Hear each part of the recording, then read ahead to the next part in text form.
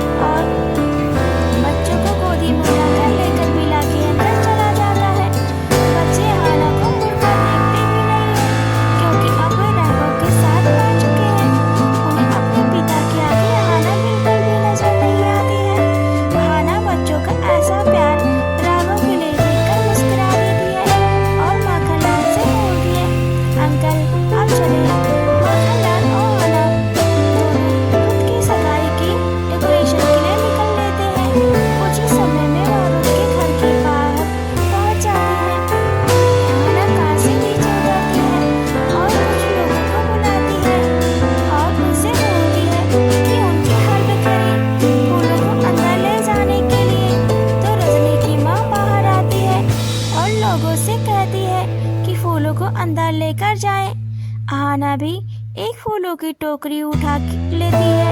माखनलाल भी फूलों की टोकरी उठाकर लेकर जा रहा होता है। आहाना जैसे ही रुत के घर में कदम रखती है, उसे एक अजीब सी बेचैनी महसूस होती है। उसे समझ में नहीं आ रहा होता है कि आखिर उसे क्या हो गया। वह नजरें चारों तरफ दौड़ा रही होती है। उसकी नजरें एक जगह पर रुक जाती है तो वह देखती है कि एक लंबा चौड़ा आदमी एक दूसरे आदमी से बातें कर रहा होता है। दूसरा आदमी देखने में बॉडीगार्ड लग रहा होता है और शेखर होता है जिससे रुत बात कर रहा होता है। आहाना उस आदमी को देखकर बेचैन होने लगती है और उसके दिल की धड़कन तेज होने लगती है। उसके पसीने छूटने लगते हैं क्योंकि वह पीछे से दिखने में बिल्कुल सिंह जैसा दिखाई देता है। उसकी बड़ी बड़ी दाढ़ियां आहाना देखती है और उसे महसूस होता है कि यही वह आदमी है जो उस दिन उसके साथ कार में। फिर वह सोचती है, पर यह पीछे से देखने में बिल्कुल रुत सिंह जैसा क्यों दिखाई दे रहा है। उसे कुछ समझ में नहीं आ रहा था और वह माखनलाल को इशारा भी करती है, पर माखनलाल रजनी की माँ के साथ फूलों को लेकर जा रहा होता है। वह आहाना की तरफ ध्यान नहीं देता है। माखनलाल का पैर अचानक से फिसलता है और वह फूलों के साथ गिरने ही वाला होता है कि दो लंबे मजबूत हाथ माखनलाल को फिसलने से बचा लेते हैं। जब माखनलाल अपना झुका हुआ सिर उठाता है तो वह चौंक कर पीछे हो जाता है। वह कुछ बोलने ही वाला होता है पर वह कुछ नहीं बोल पा रहा होता है क्योंकि वह पहचान चुका होता है कि वह आदमी खुद ही है। माखनलाल उस आदमी को धन्यवाद बोलकर फूलों को उठाकर लेकर जाने लगता है। वह आदमी जाते हुए माखनलाल को देखकर बोलता है, रुकिए, मुझे लगता है कि मैंने आपको पहले भी देखा है। क्या ऐसा हो सकता है कि मैं आपको जानता हूँ? उसकी आवाज सुनकर माखनलाल कंफर्म हो जाता है कि यह रुत ही है। उसका दिल जोरों से धड़कने लगता है। वह खुद को रुत से छिपाने की कोशिश करता है और माखनलाल से बोलता है। माखनलाल बोलता है, नहीं नहीं साहब, आप और हम दोनों एक दूसरे को पहली बार मिल रहे हैं। मैं तो आपको जानता भी नहीं हूँ। रजनी की माँ तुरंत उनके पास आती है और बोलती है माखनलाल से कि आप इससे बात कर रहे हैं, वही मेरे होने वाला दामाद है। अर्जुन माखनलाल रजनी की माँ का चेहरा देखने लगता है और सांस घुट लेता है और बोलता है, अच्छा अच्छा है आपका दामाद। इतना बोलकर माखनलाल से झुकाते हुए टोकरी को सगाई की स्टेज पर लेकर जाता है। खुद उसे दूर तक देखता रहता है। आहाना दुपट्टे से अपना चेहरा ढक लेती है ताकि उसे खुद पहचान न सके। माखनलाल टोकरी रखकर आहाना के पास आने लगता है। आहाना की टोकरी को उसके हाथ से छीनकर वहीं पर रख देता है और रजनी की माँ से बोलता है, अब आप फूलों को अपने अनुसार डेकोरेट करवा सकती हैं। इतना कहकर वह आहाना का हाथ पकड़कर लेकर जा रहा होता है। जैसे ही घर के अंदर से निकलने ही वाला होता है तभी वो पीछे से आवाज लगाता है, अंकल आप इतना जल्दी क्यों जा रहे हैं? आज मेरी सगाई है और आप इनवाइट है। आप बिना सगाई कंप्लीट हुए नहीं जा सकते हैं। माखनलाल आहाना से बोलता है, तुम कार में जाकर बैठो, मैं अभी आता हूँ। माखनलाल उससे बोलता है, सर मेरी बेटी के दो छोटे छोटे बच्चे हैं, उनकी देखभाल करने वाला घर पर कोई नहीं है। बच्चों को पड़ोस में छोड़ कर आया हूँ। बच्चे अभी बहुत छोटे हैं तो उन्हें छोड़कर हम दोनों यहाँ पर ज्यादा देर तक नहीं रह सकते हैं। रुत बोलता है, ठीक है तो आप अपनी बेटी को घर भेज दीजिए और आप यहाँ पर रुक जाइए। तो माखनलाल बोलता है, बेटा हमारा घर एक सुनसान एरिया में है और ज्यादा देर तक अपनी बेटी और बच्चों को वहाँ अकेले छोड़ना अच्छा नहीं रहेगा। आप समझने की कोशिश करें। रुत इतना सुनते ही बोलता है, ठीक है अंकल, आपकी जैसी मर्जी। इतना कहकर रुत अपने रूम में चला जाता है और माखनलाल आहाना की कार के पास जाता है।